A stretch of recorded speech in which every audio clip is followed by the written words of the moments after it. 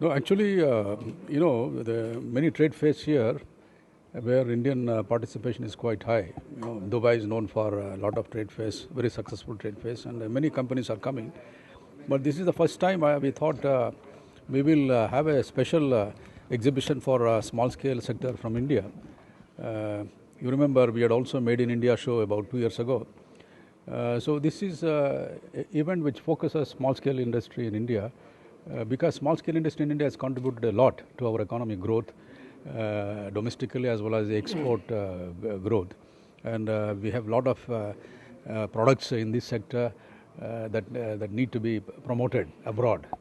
So that is the major objective of this exhibition. And this is the first time, and I wish all the success for the people who organized this. Mr. Nath is here. He has been doing it in Muscat regularly. And also wish all the success for the participants who have come here to showcase their products. And definitely it will add to the strength of our trade relations with this country. Last year it was $75 billion two-way trade, and that makes UAE as the largest trading partner for India, and India as the largest trading partner for UAE. Yeah. I thought expats are having a good time now because of they are not having any problem. It's the people in India who may have a problem because of inflationary pressures which will be brought up by this rupee depreciation. But as far as expats are concerned, I have not heard any complaint. But their family in India, they are facing the high price values. Well, they all it's both. They can remit more money for them to take care of inflation.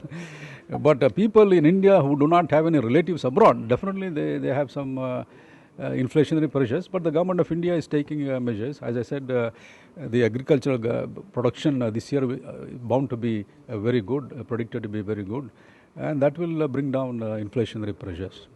So will the depreciation will be having an impact on the trade of between India and UAE? Definitely, any currency, as Mr. Sharath Puri will say, I will ask him to speak because he's he's in the business. He would be able to tell how it affects both ways. Sure. You see, any devaluation or appreciation in the currency will have a relative impact on the export and import both. But it's a mixed bag because we are importing, that import will be more expensive, but exporting is good. Now we are importing about 170 billion US dollars of crude and oil and other products. Now government is subsidizing a great deal of it. But if we remove this import, we are exporting more than importing. So in a way, it will be beneficial for the exporters from India to export at a more competitive price. So they'll make them more competitive.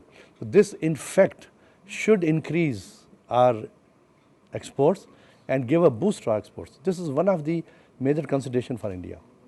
But the other budgetary impact will be very high because if India is subsidizing the oil products, that will cause other problems like fiscal deficit, the current account deficit, and the trade deficit to that extent of the currency. Otherwise, this will help the exports for sure.